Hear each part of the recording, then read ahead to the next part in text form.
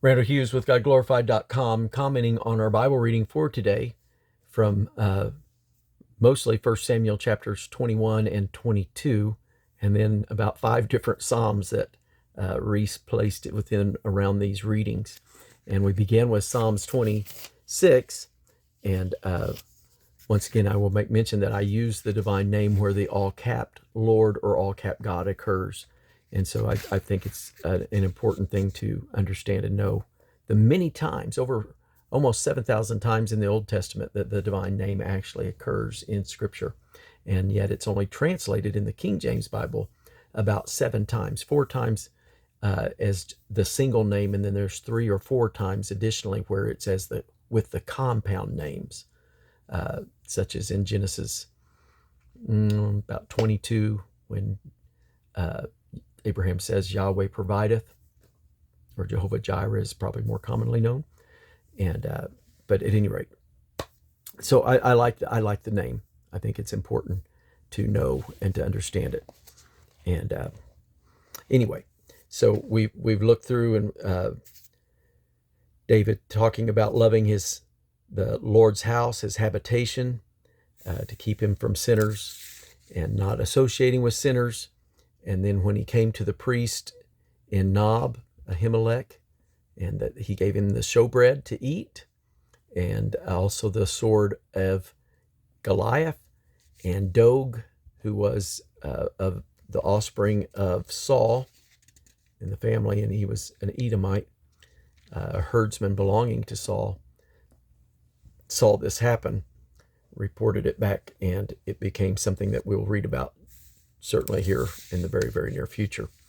But the 34th Psalm, blessing the Lord at all times, even after that ending portion there in Samuel 21, where he changed his behavior before King Achish of Gath, and changed his behavior to act as though he was a madman, and they let him go.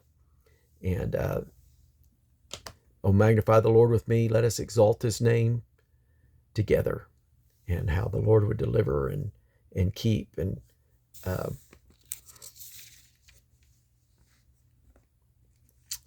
many times we find throughout here in the 56th Psalm, he's saying, my enemies are daily trying to swallow me up, mark my steps. They're looking for me to help me to escape God. I will praise you.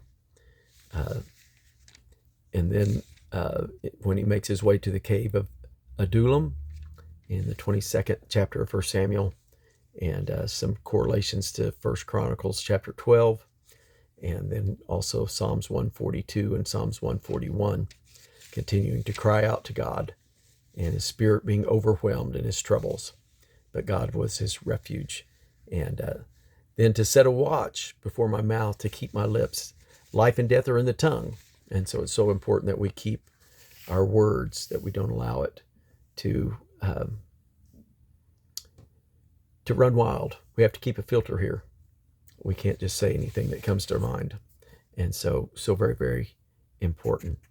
And that's pretty much where we were, where he's now taken his parents to Moab for the king of Moab to take care of them, and or allow them to stay there, sojourning more or less during this time. David said, until I know what God will do for me.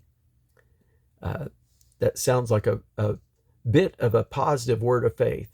He could have said, I don't have a clue what God's doing. But he said, just give me some time until I know what God is going to do. And frequently we find ourselves in that place. We don't have a clue of our next step, but we trust in the Lord. And that's what the words around these Psalms has been telling us that David was doing. And that's what we want to do, apply to our lives, even when there's negative circumstances and situations, to continue to trust in God of our salvation. Pray you have a great day. God bless you.